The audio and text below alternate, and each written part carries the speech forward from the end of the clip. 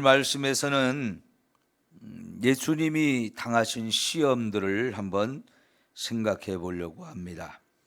우선 3절에 보면 마귀가 예수님을 향해서 이렇게 말하죠. 내가 만일 하나님의 아들이거든 이런 일을 해봐라.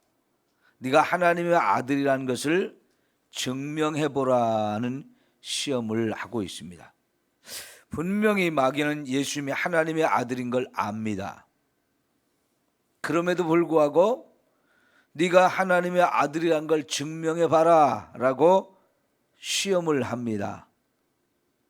이런 시험이 사실은 오늘 저와 여러분에게도 매일 매 순간 있다고 봐야 돼요. 예수를 믿는 저와 여러분도 하나님의 아들, 딸이 되었죠. 영접하는 자, 곧 그 이름을 믿는 자들에게는 하나님의 자녀가 되는 권세를 주셨으니 그랬어요. 예수를 믿는 저와 여러분 분명히 하나님의 아들, 딸이 맞죠? 그러면 마귀가요, 네가 하나님의 아들, 딸인 것을 증명해봐라 이렇게 우리에게 요구합니다. 그럴 때 우리는 우리의 입술로도 나는 하나님을 믿는다, 예수님을 믿는다, 그래서 분명히 하나님이 나를 하나님의 아들, 딸로 삼아 주셨다, 이거를 우리의 입술로도 선포할 수 있어야 되는데 입술로 선포하는 것 가지고는 사람들이 안 믿죠. 확실하게 저와 여러분의 삶을 통해서 내가 하나님의 아들, 딸인 것을 증명해 보여야 합니다. 그러려면 어떻게 해야 되나요? 하나님의 아들, 딸답게 살아야 된다는 거죠. 만일 저와 여러분이 입술로는 내가 하나님의 아들, 딸이다 라고 고백하면서 우리의 삶이 하나님의 아들, 딸답게 살지 않으면 결국은 우리가 하나님을 욕보이게 된 사람들이 되는 거죠. 저 뭐 하나님의 아들, 딸이 왜 저래? 교회 다니는 목사가 왜 저래? 장로가 왜 저래? 권사가 왜 저래? 이러면서 저와 여러분을 조롱할 뿐만 아니라 나 때문에 하나님의 이름까지 욕을 먹을 수 있어요. 그래서 누가 우리에게 네가 정말 하나님의 아들이 맞아? 물어보지 않아도 사실은 우리의 삶을 통해서 내가 하나님 아들, 딸이라는 걸 드러내 보여야 합니다. 매일 매 순간 우리는 이런 시험을 받고 있다라고 생각을 하시고 정신 바짝 차리고 어디에서 무엇을 하든지 나는 하나님의 아들, 딸이라는 걸 잃어버리지 않고 그 하나님의 아들, 딸에 걸맞는 삶을 우리가 살아야 할 줄 믿습니다.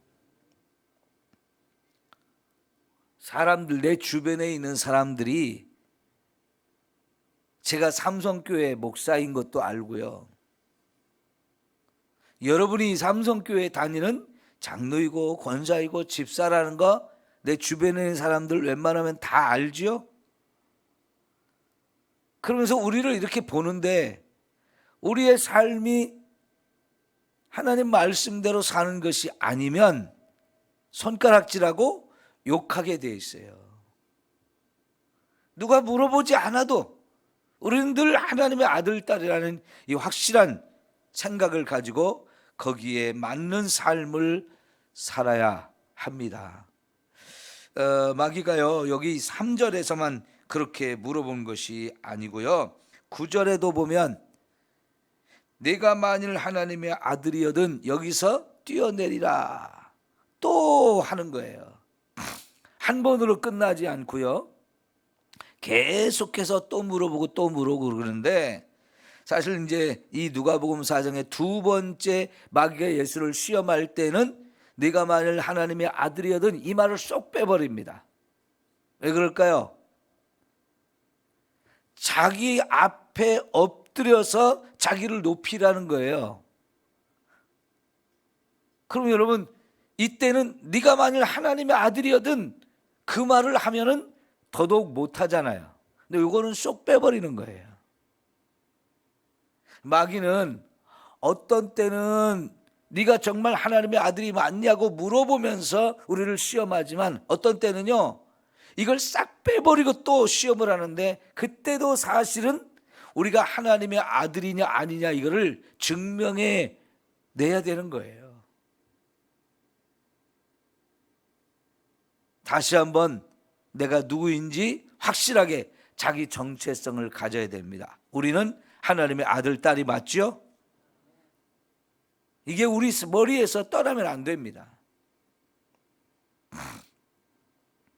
우리 육신의 부모의 자녀로서 내가 이 세상에 살면서 우리 부모님들의 이름을 더럽히지 않고 우리 부모님들에게 욕이 되지 않도록 우리가 매사에 조심해야 하듯이 우리는 하늘에 계신 우리 하나님의 아들, 딸입니다. 이걸 잃어버리는 순간 우리는 엉망이 되는 거예요. 여러분, 탕자가 왜 탕자입니까? 아버지, 어머니를 내가 스스로 무시해버렸어요. 내 아버지의 아들, 딸로서 이렇게 살아야 되는데 내 스스로가 나의 아버지를 무시한 거예요. 그리고 아버지가 주는 재산만 요구합니다. 이런 어리석은 아들이지만 아버지는 재산을 자녀에게 물려주었는데 그 물려준 재산, 그때보다 더 엉망이 되는 거지요. 내 아버지의 아들답게 살기보다는 내 마음대로 살고 싶은 거예요. 내 멋대로 살고 싶은 거예요. 그리고 결국은 먼 나라로 떠나갔고 거기서 허랑방탕하면서 아버지에게 물려받은 재산 다 허비해버렸죠. 그러니까 탕자가 되는 거죠. 교회 안에 있어도 탕자로 살고 있는 사람은 얼마든지 있습니다. 멀리 떠나가서만 탕자로 사는 게 아니고요, 교회 안에 있는데 예배를 드리고 열심히 교회를 다니는데 말씀을 듣는데 여전히 삶은 탕자인 사람들이 얼마든지 있어요. 진짜 심각한 거죠. 저 먼 나라로 떠나가서 그렇게 탕자로 살면 그가 누구 아들인지 모릅니다. 주변에 나를 아는 사람도 별로 없고요. 그러면 더 자유롭게 더 마음대로 하고 싶은 대로 살겠지만, 여러분, 정말 우리가 교회 안에 있으면 누가 봐도 저 사람 교회 다니는 사람이고 누가 봐도 저 사람 삼성교회 아무개 집사이고 권사이고 장로이고 직분이 있는 걸 다 압니다. 그런데 삶은 엉망이다. 그러면 진짜 하나님의 이름을 너무너무 욕먹이게 되는 거지요. 우리 한순간도 우리가 하나님의 아들, 딸이라는 거 잊어버리지 말고 저와 여러분의 삶을 통해서 하나님께 영광을 돌려야 할 줄 믿습니다. 우리가 이제 3절에 마귀가 요구하는 것이 뭡니까? 이 돌을 가지고 명하여 떡이 되게 해보라는 거죠. 돌을 가지고 떡을 만드는 것을 통해서 하나님의 아들이라는 걸 증명해 보라고 이렇게 요구하는데요, 사실 지금 이때 예수님이 가장 필요한 것이 먹을 것이에요. 배가 고파요.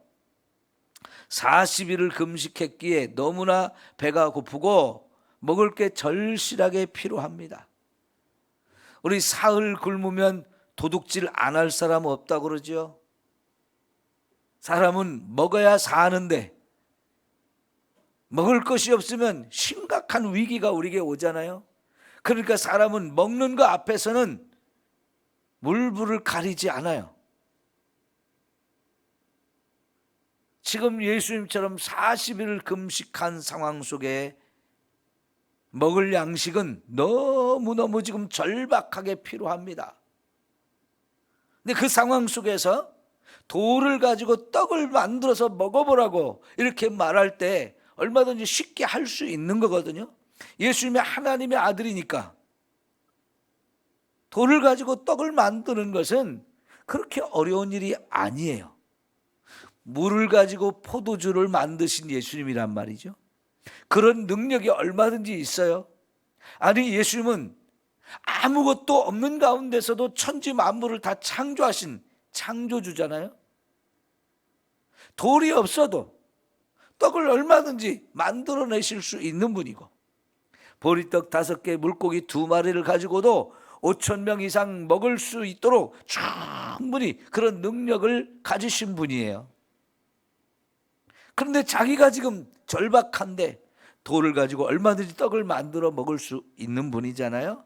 그런데 예수님은 이것이 마귀가 나를 시험하는 것이라는 걸 아시고는 마귀에게 하나님 말씀을 선포했습니다. 뭘 선포했습니까? 사람이 떡으로만 살 것이 아니고 하나님의 입에서 나오는 말씀으로 사는 것이다. 이게 신명기 8장에 나오는 말씀인데요. 거기 찾아보면 그 상황이 뭐냐면, 하나님께서 40년 동안 이 광야길을 걷게 하신 것을 생각해 보라고 말씀하셨어요.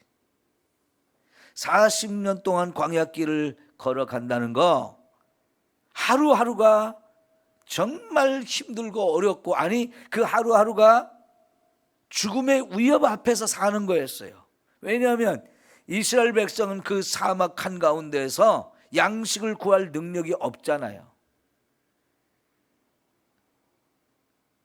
사막을 여행하는 사람들이 있습니다, 지금도. 근데 사막에 여행을 할 때는 반드시 충분한 양식과 물이라든가 이런 걸 충분히 준비해 가지고 가지 않으면 죽기 때문에, 거기서 길을 잃어버리고 배가 고프고 추웠고 여러 가지 전갈이라든가 이런 사나운 짐승들, 이런 것들에 의해서 죽음을 당할 일이 너무나 많기 때문에, 혹은 거기서 도적들을 만날 일도 너무나 많기 때문에 철저하게 준비하지 않으면 못 가는 곳이 사막이잖아요. 그런데 40년을 이 사막에서 살게 하나님이 하셨어요. 왜 그렇게 하셨는지 생각해 보라는 거예요. 그리고 그 40년 동안 하나님은 날마다 하늘에서 만나를 내려서 먹여주셨어요. 그것도 생각해 보라는 거예요. 왜 그렇게 하셨는지. 그것은 하나님이 그 하나님의 백성들을 훈련한 과정이었다는 겁니다. 뭘 훈련했느냐?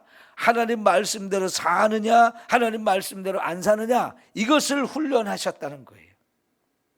그러니까 그 얘기는 뭐냐면, 이 사막에서 하나님이 날마다 먹을 양식 만나를 내려주시는데, 그보다 더 중요한 것이 하나님 말씀이라는 것을 40년 동안 훈련했다는 거예요. 여러분, 지금도 저와 여러분에게 하나님이 그 훈련을 하고 계세요. 왜 우리가 이 새벽에 매일 나와서 예배합니까? 하나님 말씀을 들으려고 하는 거지요. 그 하나님 말씀을 듣고 그 말씀에 오늘 또 순종하며 살고자 저와 여러분은 매일 아침마다 이 새벽에 하나님 앞에 나와 예배 드립니다. 그 훈련을 지금 하고 있는 거예요. 이 훈련을 하면서 오늘 또 내가 하루에 3끼 양식을 먹고 사는데, 그 먹는 양식보다 더 중요한 것이 하나님의 말씀이라는 거, 이거를 매일매일 우리가 지금 훈련하고 있는 거지요. 하나님은 이스라엘 백성을 40년 동안 그렇게 훈련했는데, 안타깝게도 이스라엘 백성들은 그 40년 훈련을 그렇게 했어도 깨닫지 못했어요. 그래서 대부분 사막에서 다 죽었지요. 또 새로운 젊은 세대, 어린 세대들이 부모를 따라 이 사막에 왔고 거기서 다시 태어나고 그런 사람들이 있었는데, 이 젊은 세대를 하나님이 40년 동안 훈련을 시켜가지고 가나안 땅에 들여보냈는데, 거기서 하나님께서는 이스라엘 백성들이 이제는 내가 준 땅에 가서 정말 하나님 말씀대로만 살아라, 이렇게 훈련을 시켜준 거예요. 우리가 이 세상에 살면서 정말 하나님 말씀보다 더 중요한 것이 없다는 것을 늘 기억하고 그렇게 살아야 합니다. 오늘도 여러분, 하나님 말씀을 몇 장 읽으시겠습니까? 적어도 우리는 하루에 3장 이상의 하나님의 말씀을 읽으며 살아야 되는데, 젊었을 때는 사는 게 바쁘니까 하루 3장 읽기도 참 벅차죠. 그러나 이제 여러분들이 연세가 드시고 젊었을 때처럼 그렇게 막 세상 일에 분주하지 않으니까 우리는 5장 이상, 10장 이상 매일매일 하나님 말씀을 읽으면서 살아야 돼요. 더 많이 하나님 말씀을 중요하게 여기고 더 많이 읽고 더 많이 들으면서 그 말씀에 순종하며 사는 저와 여러분 모두가 되어지기를 축원합니다. 자, 여러분, 마귀가 두 번째 시험한 것을 보면 예수님을 순식간에 천하만국의 좋은 것들 다 보여주었어요. 마귀도 이런 능력이 있습니다. 마귀는 결코 우리보다 약한 존재가 아니고요, 우리보다 훨씬 더 많은 능력을 가진 존재예요. 왜? 하나님이 천사로 처음 창조했으니까요. 그래서 엄청난 일들을 할 수 있어요. 예수님 앞에 순식간에 막 천하만국의 좋은 걸 싹 다 보여주는 거예요. 그리고는 하나님이 이것을 내게 주었고 이것을 내 마음대로 할 수 있는 권한이 내게 있는데 나한테 절 한 번만 하면 내가 이거 다 줄게 이러거든요. 여러분, 세상에는 저와 여러분의 마음과 생각을 빼앗아가는 것들이 얼마나 많습니까? 자, 여러분, 우리가 집에 가면 또 TV를 들으시겠죠? TV를 틀면 거기에 재미있는 거 합니까? 재미없는 거 합니까? 대부분은 재미있는 걸 해요. 먹는 걸 방송하는 것도 엄청나게 많고요. 좋은 음식, 맛있는 음식 여기저기 막 맛집들 소개하는 거 많죠. 가서 사람들이 막 줄 서가지고 기다렸다가 맛있게 먹는 모습도 막 자꾸 보여줍니다. 어디 막 아름다운 곳, 멋진 곳 자꾸 또 보여줍니다. 거기 돈만 내면 다 가서 구경도 다 시켜주고 맛있는 것도 잘 먹여주고 좋은 호텔에 잘 머물다 올 수 있게 해주겠다고 또 그런 선전도 많이 합니다. 좋은 옷도 자꾸 팔고요, 좋은 상품도 자꾸 소개하면서 팝니다. 이거 먹으면 좋다, 이거 먹으면 병이 안 걸린다, 병이 들었어도 치료받는다, 막 온갖 저와 여러분의 마음을 빼앗아갈 것들이 굉장히 TV의 프로그램 속에 엄청나게 많이 나오죠. 그게 다 뭡니까? 우리 마음을 자꾸 빼앗아가는 거예요. TV 채널을 돌리다 보면 어우, 저거 보고 싶다, 재미있는데, 저거 관심이 있는데, 나도 가서 먹어보고 싶고, 나도 저기 가서 구경하고 싶고, 저런 옷도 사고 싶고, 얼마나 우리 마음을 빼앗아가려고 합니까? 그런 것이 너무나 많은 세상이에요. 그런 거 싹 보여주면서 내가 다 줄게 그러거든요. 야, 얼마나 좋은 겁니까? 다 준다고 하는데 얼마나 좋아요.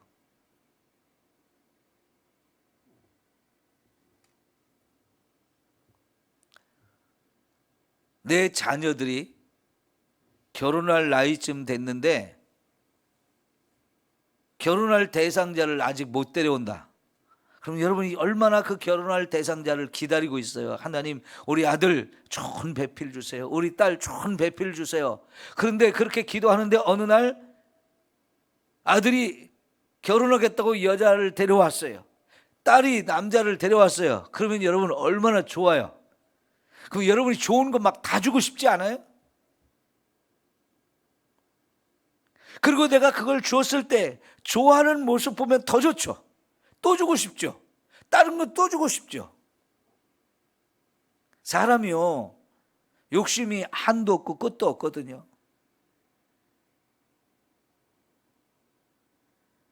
마귀가요, 저와 여러분에게 준다고 할 때 공짜가 아니라는 거. 마귀가 뭘 요구했어요? 나한테 엎드려 절하라는 거예요. 절하라는 것은요, 자기를 섬기라는 거예요. 그런데 여러분, 하나님을 믿지 않는 사람들이라면 마귀를 섬기는 거 그거 그렇게 두려운 것이 아니에요. 그거보다는요, 금방 눈앞에 보이는 이 좋은 것들 갖고 싶은 마음에 내 영혼이라도 팔게 되는 게 사람이에요. 독일의 괴테라고 하는 아주 유명한 문학가가 세계적인 문학 작품을 썼는데 그게 파우스트라고 하는 소설집이거든요. 아주 간단한 얘기예요. 거기 긴 소설도 아니고 아주 짧은 소설인데 그 내용의 핵심은 뭐냐면 여기 있는 말씀 그대로예요. 마귀가 파우스트라는 사람한테 와가지고 내 영혼을 나한테 주면 네가 원하는 거 다 주겠다 그런 거거든요. 그런데요, 그 독일이라는 나라가 어떤 나라입니까? 마틴 루터가 종교 개혁을 일으켜가지고 독일이라는 나라 기독교가 국교가 된 나라예요. 지금도 독일은요, 목사님을 국가에서 월급을 줍니다. 교회 건물도 다 너무나 멋져요. 그래서 교회 성도가 10명이 됐든 100명이 됐든 1000명이 됐든 목사는 그거 상관 안 해요. 왜요? 국가에서 월급을 다 주니까요. 그리고 국민들은 다 교회 다니는 사람들이고 하나님 믿는 사람들이었어요. 그런 나라에서 그런 작품을 썼다는 얘기는 그 주인공 역시 하나님을 믿는 사람이거든요. 그런데 그렇게 찾아와서 네가 내 영혼을 나한테 주면, 다시 말하면 팔라는 거예요. 그러면 네가 원하는 거 다 주겠다는 거거든요.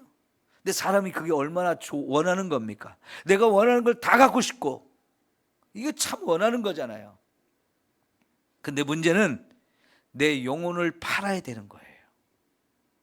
그게 얼마나 무섭고 그게 얼마나 엄청난 끔찍한 결과를 가져오는지를 잃어버려요. 그건 바로 지옥으로 가는 거잖아요. 여러분, 마귀가 주는 건 절대로 공짜가 아닙니다. 그 대가는 너무나 무서운 대가를 치러야 되는 거예요. 세상에서 아무리 잘 먹고 잘 살아도 우리 죽은 이후에 천국에서가 아니라 지옥에서 영원히 고통받는다면 세상에서 잘 먹고 잘 사는 거 아무 의미 없습니다. 왜요? 세상 아무리 오래 살아봐야 70이나 80이잖아요. 저와 여러분은 이제 세상에서 좋은 것 누릴 만큼 누려왔잖아요. 그러면 정말 우리는 하나님 외에는 더 좋은 것이 없어야 돼요. 나는 하나님밖에 없습니다. 지금까지 세상 살아온 경험만으로도 하나님보다 더 필요한 건 없고 하나님보다 더 좋은 건 없는 것이 확실하게 깨달아져야 되죠. 여전히 우리의 마음을 빼앗아가는 것들이 얼마나 많은지요. 그런 것을 향해서 주 너희 하나님께 경배하고 다만 그를 섬겨라. 오직 하나님 외에 다른 게 없다는 거죠. 이게 예수님의 선포한 말씀이에요.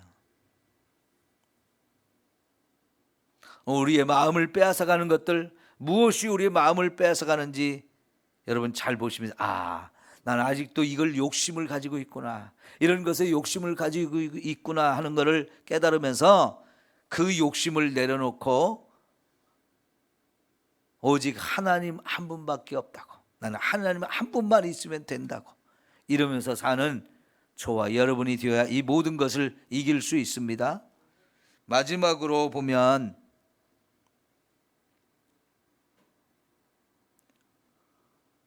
성전 꼭대기로 예수님을 데리고 마귀가 가서 여기서 뛰어내려 보라는 겁니다. 네가 정말 하나님의 아들이 맞다면 네가 여기서 뛰어내리면 죽을 수도 있는데 네가 죽도록 하나님을 그냥 내버려 두겠느냐? 네가 하나님의 아들이 맞다면 하나님이 너를 여기서 뛰어내려도 보호해 줄 거 아니야? 이러면서 예수님을 또 시험합니다.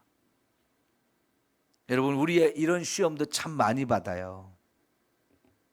어떤 때로는 내 스스로가 하나님의 아들인 걸 증명해 보고 싶어서 객기를 부릴 수가 있어요. 만용을 부릴 수가 있어요. 그런데 그것이 결국은 하나님을 시험하는 것이 될 수도 있어요.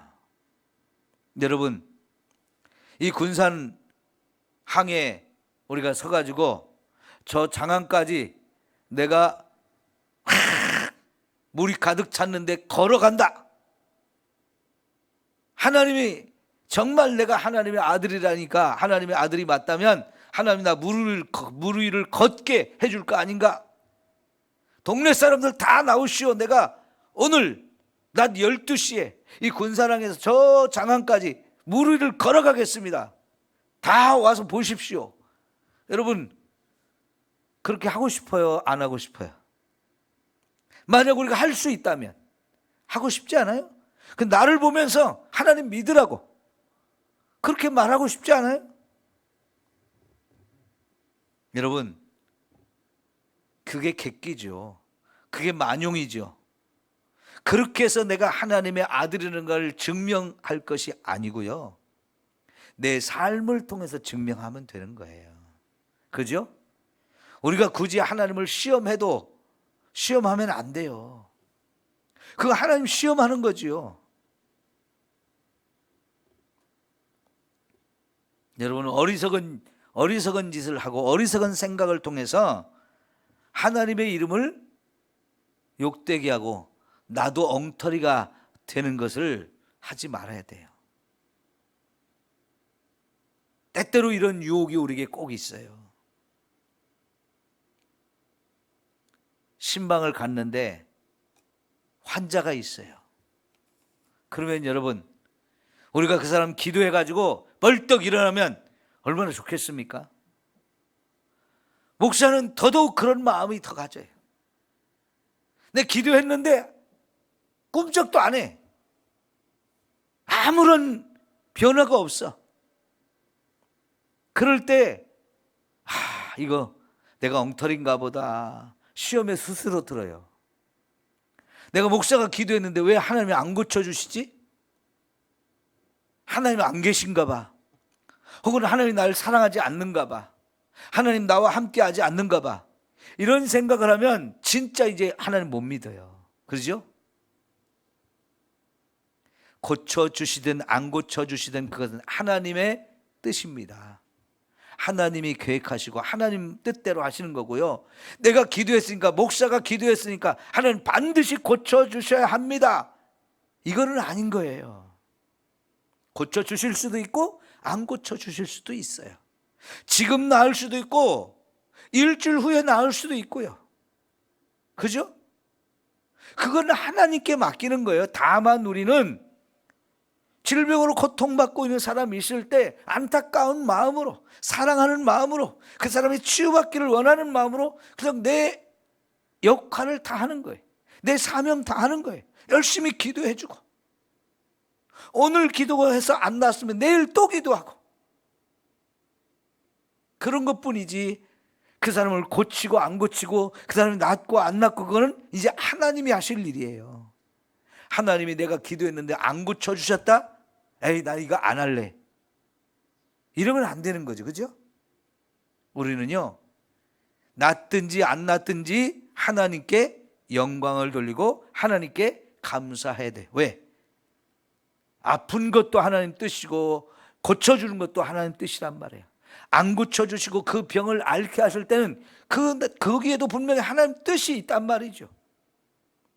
그러니까 욥이 주신 분도 하나님이고 가져가신 분도 하나님이라고 하면서 하나님께 영광을 돌리잖아요. 괜히 하나님 시험해가지고 내가 시험에 들어서 믿음을 잃어버리면 이게 엉터리인 거예요.